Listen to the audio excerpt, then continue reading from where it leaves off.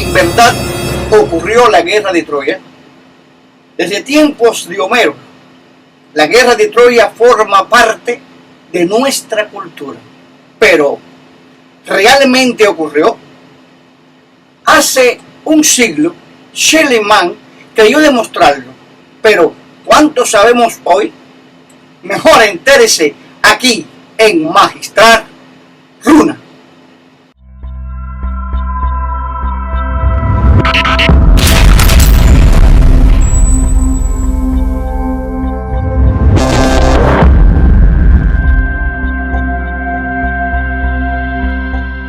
Hola amigo, le habla Roberto Fernández.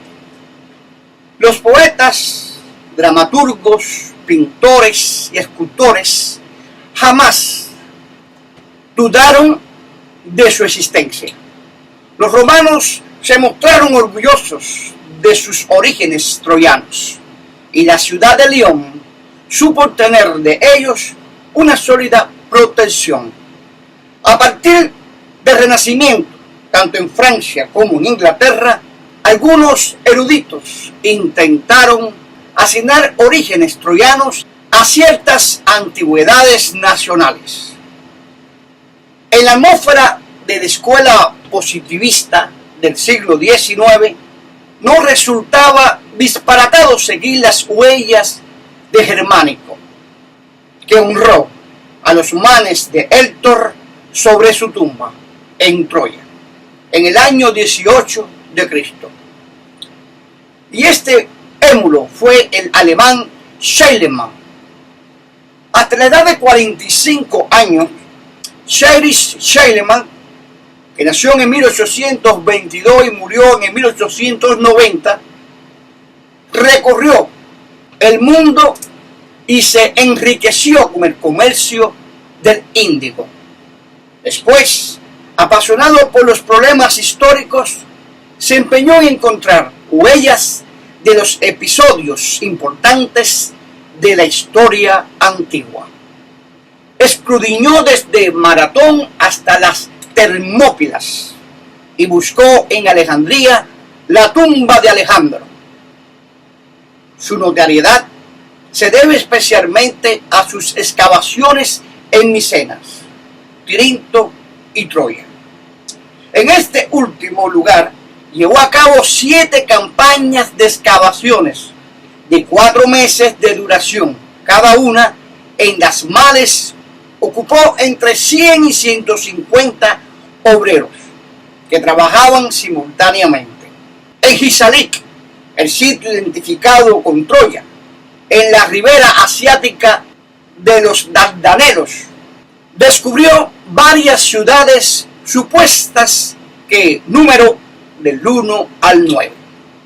En el espacio número 2, los obreros excavando encontraron un suntuoso conjunto de objetos de oro, el tesoro de Priamo, el cual fue identificado en ese nivel con la Troya de la Ilíada, cantada por Homero. Pero debido al parecido que tenía este material con el que se descubrió en Micenas, pronto tuvo que aceptar que la Troya homérica se ubica en el espacio de Troya número 6. Así se supo que ahí había existido una ciudad en la época micénica. Pero, ¿acaso fue el objetivo de una expedición de los arqueos de Agamenón? En adelante, el estudio de la guerra correspondería a los filólogos, dedicados en cuerpo y alma a estudiar los 28.000 versos de la Ilíada y de la Odisea. En la obra de Homero hay muchísimos elementos tomados de la realidad del segundo milenio.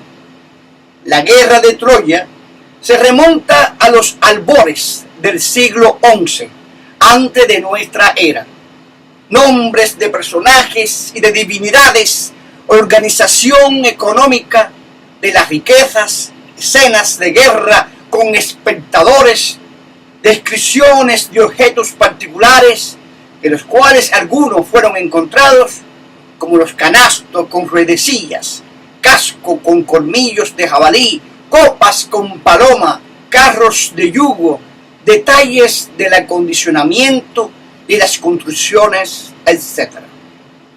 Son algunas de las alusiones desconcertantes, aunque al mismo tiempo abundan las discordancias en el mismo ámbito en términos generales. Homero no describe de manera coherente el mundo micénico.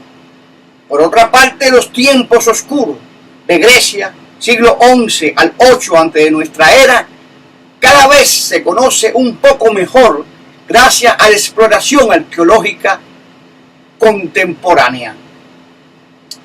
La conclusión, mis queridos amigos, se impone. El poeta extrajo los elementos de sus cuadros directamente de la vida política, religiosa y militar de su tiempo en el siglo VIII antes de Jesucristo. Es probable que en los tiempos micénicos haya existido una poesía épica que se transmitió oralmente con deformaciones y adaptaciones durante los siglos posteriores. Con toda seguridad, los poemas homéricos se inspiraron en los hechos actualizados y homogeneizando las escenas pertenecientes al pasado. Pero todas estas transformaciones dan como resultado que la guerra de Troya resulte intangible como hecho histórico, como un episodio vivido.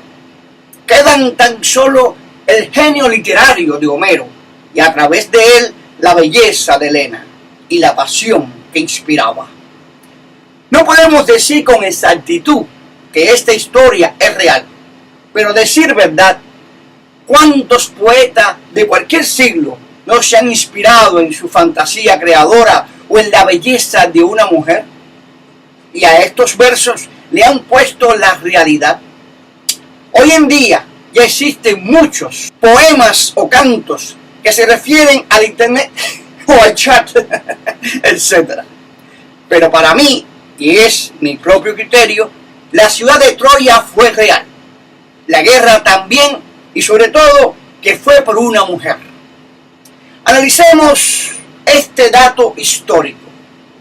Se cuenta que la historia de París, la capital de Francia, comienza con su fundación por la tribu celta de los Parisis. Y según una leyenda muy antigua, Parisi viene de su fundador París. Este príncipe vino acompañado de su esposa Helena, su cuñada con su hijo Héctor, y un grupo de 19 soldados escapados del fuego y la pérdida de Troya. En este lugar prosperan hasta su muerte, dejando una descendencia bastante numerosa, todos dedicados a la pescadería, alrededor de 259 a.C., con su fundación en la orilla derecha del Sena. Este primer poblado de pescadores cayó en poder de los romanos, que en el año 52 a.C. fundaron una ciudad llamada Lutecia. La ciudad cambió su nombre por el de París, en honor a su descubridor y fundador, el príncipe de Troya, solo en el siglo IV de Cristo. Durante esta época resistió a la invasión de Atila y, según la leyenda, gracias a la providencial intervención de Santa Genoveva, patrona de la ciudad, Clodoveo, rey de los francos, ubicó en ella su capital en el año 508. En el 987 se instaló la dinastía Capeta, que perduró hasta el año 1328. París ganó importancia a lo largo del siglo XI, gracias al comercio de la plata y por encontrarse dentro de la ruta de peregrinos y comerciantes. ¿Y usted entonces qué cree? ¿Es solo una fábula o una realidad? En realidad, lo digo Así de corazón. Esto es un gran misterio. Y me despido de ustedes con mucho amor y cariño y les deseo paz, amor y